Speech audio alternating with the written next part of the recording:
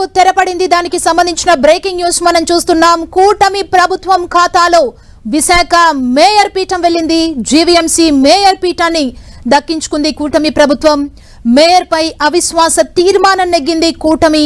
Visakha council సమావేశానికి హాజరయ్యారు 74 మంది కూటమి సభ్యులు. కూటమి ప్రభుత్వ ఖాతాలో మేయర్ పీఠం చేరింది. జీవీఎంసీ మేయర్ పీఠాన్ని కూటమి ప్రభుత్వం దక్కించుకుంది. కూటమికే మేయర్ పీఠం దక్కింది. కూటమి ప్రభుత్వ ఖాతాలో విశాఖ మేయర్ పీఠం చేరింది. జీవీఎంసీ మేయర్ పీఠాన్ని దక్కించుకుంది కూటమి ప్రభుత్వం. ఇప్పటి వరకు ఒక ఉత్కంఠ నెలకొన్న నేపథ్యంలో మొత్తంగా ఈ ఉత్కంఠకు తెరపడినట్లయింది. మేయర్ పై అవిశ్వాస తీర్మానాన్ని నెగ్గింది కూటమి. విశాఖ కౌన్సిల్ సమావేశానికి 74 మంది కూటమి సభ్యులు హాజరయ్యారు. మరింత సమాచారం మా ప్రతినిధి విక్రమ్ అందిస్తారు. విక్రమ్, కార్పొరేషన్ మేయర్ పీఠానికి సంబంధించి కూడా దాదాపుగా కూటమి కైవసం చేస్తున్నట్టు తాజాగా మనకు అందుతున్న సమాచారం బాగా కట్టి తెలుస్తుంది.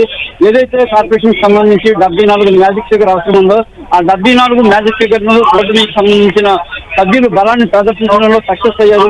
ఈ నేపథ్యంలోనే కూటమి దాదాపుగా కూడా మేయర్ పీఠాన్ని కైవసం చేసుకుంటున్నట్టు కూడా ప్రస్తుతానికి మనకు అందుతున్న సమాచారం ప్రకారం తెలుస్తుంది. అంటే 74 ఎగ్జాక్ట్ గా మ్యాజిక్ ఫిగర్ మాత్రమే కూటమి బలాన్ని చూపించగలిగింది.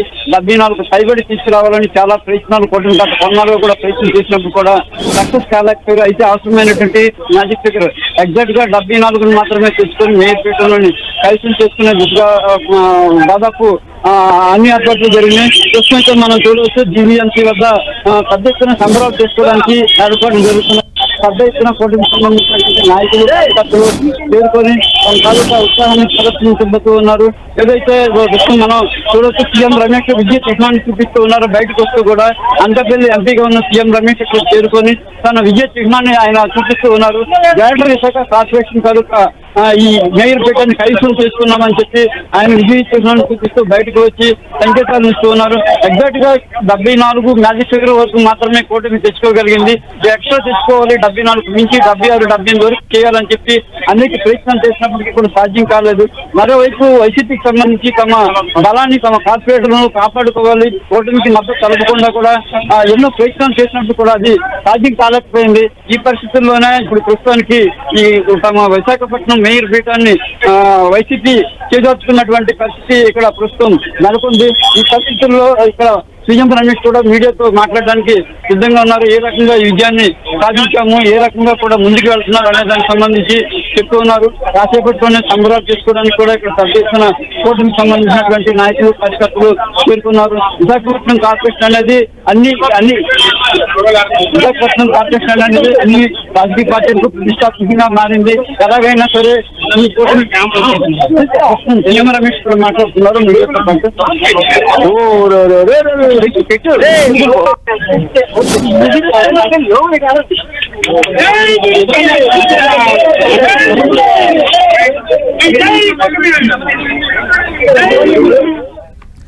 ఇక విశాఖ మేయర్ పీఠంపై నెలకొన్న మహా సస్పెన్స్ కి తెరపడింది. నెల రోజులుగా ఒక పొలిటికల్ డ్రామా కొనసాగుతున్న నేపథ్యంలో ఈ డ్రామాకి ఎన్కార్డ్ పడింది.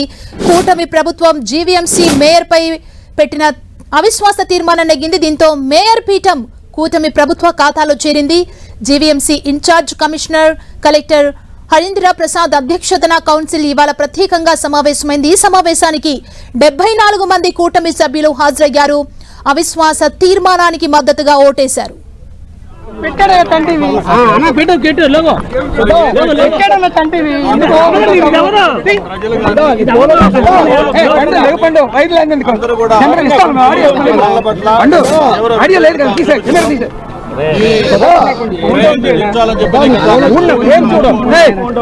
సంబంధించి మీరు అందరూ కూడా చూస్తా ఉన్నారు.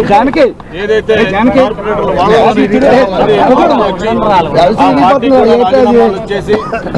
తెలుగుదేశం కానీ జనసేన కానీ బీజేపీ కూటమి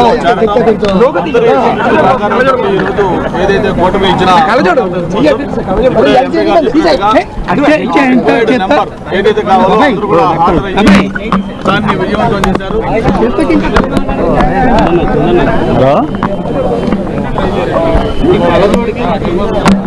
ఆడియో పోయిందంటే చూడు.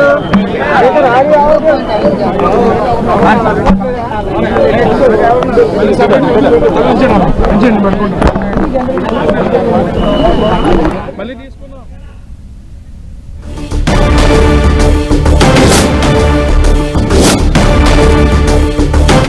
ఉత్కంఠకు తెరపడినట్లే చెప్పాలి. విశాఖ మేయర్ పీఠంపై నెలకొన్న మహా సస్పెన్స్ కి తెరపడింది. నెల రోజులుగా సాగుతున్న పరిపాలన ఎలా ఉంటుందో మేము చేసి చూపించబోతా ఉన్నాం. అందువల్ల డివి సుబ్బారావు గారు లాంటి వాళ్ళు మేయర్గా ఉన్నప్పుడు ఎలా అభివృద్ధి జరిగిందో మళ్ళీ అటువంటి అభివృద్ధి త్వరలోనే ఈ ప్రభుత్వం ఆధ్వర్యంలో కొత్త మేయర్ సహకారంతో కార్పొరేటర్ సహకారంతో అందిస్తామని చెప్పి కూడా మరొకసారి తెలియజేసుకుంటూ సిటీ ఆఫ్ డెస్టినీ ఏదైతే ఒక విశాఖపట్నానికి పేరు ఉందో ఆ పేరు నిలబెట్టే విధంగా అటు శానిటేషన్ కానీ లేకపోతే డ్రింకింగ్ వాటర్ కానీ లేకపోతే అభివృద్ధి కార్యక్రమాలు కానీ అన్ని కార్పొరేషన్ పరిధిలో ఉండే ప్రతి కూడా ఒక రోల్ మోడల్ గా విశాఖపట్నం కార్పొరేషన్ డెవలప్ చేయడం కోసం ఈ రోజు వచ్చిన ఈ విజయంతో మేము ముందుకెళ్తామని చెప్పి కూడా మనం చేస్తాం. పార్టీ నిర్ణయిస్తుంది.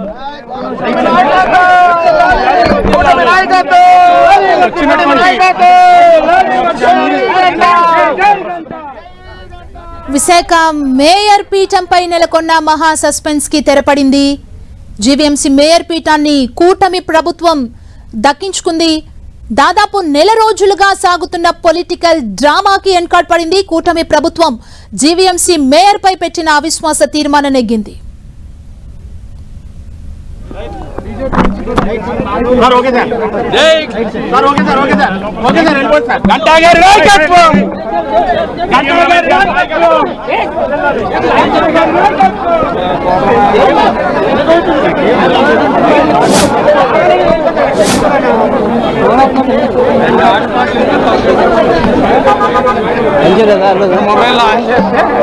సమావేశానికి మొత్తం 74 మంది కూటమి సభ్యులు హాజరయ్యారు. అవిశ్వాస తీర్మానానికి మద్దతుగా 74 మంది సభ్యులు ఓటేశారు. కూటమి ప్రభుత్వ ఖాతాలో విశాఖ మేయర్ పీఠం చేరింది.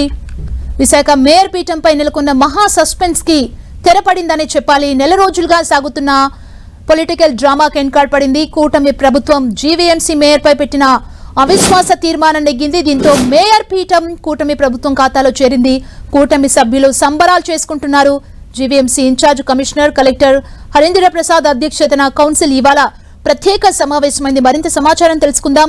మా ప్రతినిధి విక్రమ్ మనకు అందిస్తారు. విక్రమ్,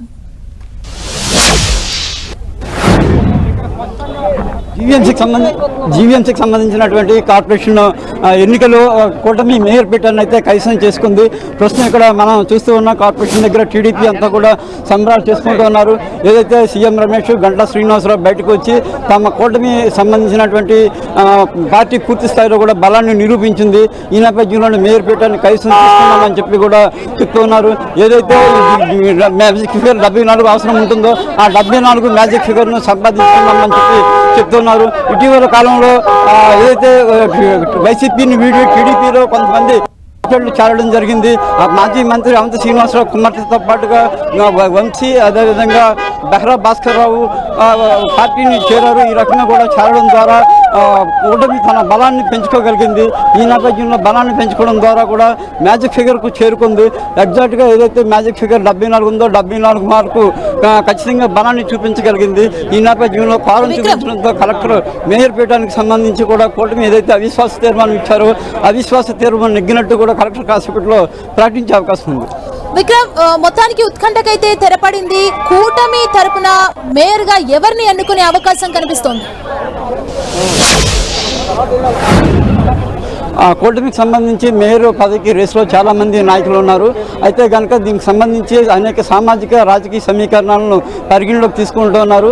ఏదైతే ఇక్కడ గతంలో వైసీపీకి సంబంధించినటువంటి మేయర్ హరికుమారి ఉండేవారు, ఆమె యాదవ సామాజిక వర్గానికి చెందిన నాయకురాలు. ఈ నేపథ్యంలో యాదవ సామాజిక వర్గానికే మళ్ళీ కూడా మేయర్ పీఠం ఇవ్వాలనేది కొన్ని కుల సంఘాలు, అదేవిధంగా రాజకీయ పార్టీలకు చెందినటువంటి నాయకులు కూడా డిమాండ్ చేస్తూ ఉన్నారు.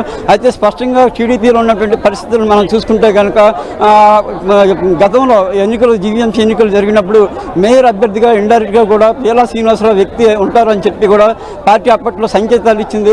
ఆ సంకేతాల మేరకు పీలా శ్రీనివాసరావు దగ్గరుండి ఎలక్షన్ వ్యవహారం అంతా కూడా చక్కబెట్టారు. ఇప్పుడు అవిశ్వాస తీర్మానానికి సంబంధించిన వ్యవహారం అంతా కూడా పార్టీ ఆయనకి అప్పగించింది. పీలా శ్రీనివాసరావు సంబంధించి పెందుర్తి ప్రాంతానికి కార్పొరేటర్గా వ్యవహరిస్తూ ఉన్నారు. ఆయనకి అప్పగించడంతో ఇప్పుడు ఈ కూటమి అవిశ్వాసాన్ని నెగ్గడంలో కూడా ఆయన చాలా కీలక పాత్ర పోషించిన నేపథ్యంలో ఆయన పేరును దాదాపు కూడా పరిశీలనలోకి తీసుకునే అవకాశం ఉంది. గౌరవ సామాజిక వర్గానికి చెందినటువంటి కేలా శ్రీనివాసరావుకు ఈ మేయర్ పదవి దక్కే అవకాశాలు లేకపోలేదని మనం చెప్పుకోవచ్చు. విశాఖపట్నంలో యాదవ సామాజిక వర్గం అనేది చాలా బలమైనటువంటి రాజకీయ ప్రాబల్యం కలిగినటువంటి సామాజిక వర్గం. ఈ నేపథ్యంలో గౌరవ సామాజిక వర్గానికి సంబంధించి ప్రస్తుతానికి పార్టీలో ఎటువంటి పదవులు పెద్దగా అందినటువంటి పరిస్థితి లేదు. ఈ నేపథ్యంలో మేయర్ పీఠాన్ని ఆ సామాజిక వర్గానికి కేటాయిస్తే కనుక పూర్తి స్థాయిలో ఈ సామాజికంగా కూడా అన్ని వర్గాలకు ప్రాధాన్యత ఇచ్చినట్టు అవుతుంది అనేది టీడీపీ అధిష్టానం భావిస్తుంది. అందులో భాగంగానే ఈ మేయర్ పీఠాన్ని గౌరవ సామాజిక వర్గానికి చెందినటువంటి కేలా శ్రీనివాసరావు పేరును పరిశీలించే అవకాశం కనిపిస్తుంది. ఆయనతో పాటు కూడా మరికొంతమంది సీనియర్ నాయకులు కూడా తమ పేరును పరిశీలించాలని టీడీపీ నేతలను కోరుతున్నారు. స్థానికంగా ఉన్నటువంటి ఎంపీ భరత్ అదేవిధంగా ఎమ్మెల్యేలను కలిసి తమ అభ్యర్థులను కూడా పరిశీలించాలని ఇటీవల కాలంలోనే కొంతమంది ప్రతిపాదనలు పంపించడం జరిగింది. అయితే కేలా శ్రీనివాసరావు వైపు ఎక్కువగా మొగ్గు చూపే అవకాశం కనిపిస్తుంది. అంతేకాకుండా ఈ మేయర్ పీఠమే కాకుండా డిప్యూటీ మేయర్లు ఇద్దరు విశాఖపట్నం కార్పొరేషన్లో ఉన్నారు. ఈ ఇద్దరు డిప్యూటీ మేయర్లు ఎవరెవరు ఉంటారు అనే దానికి సంబంధించి కూడా చాలా రోజుల క్రితం నుంచే కసరత్తు జరుగుతుంది.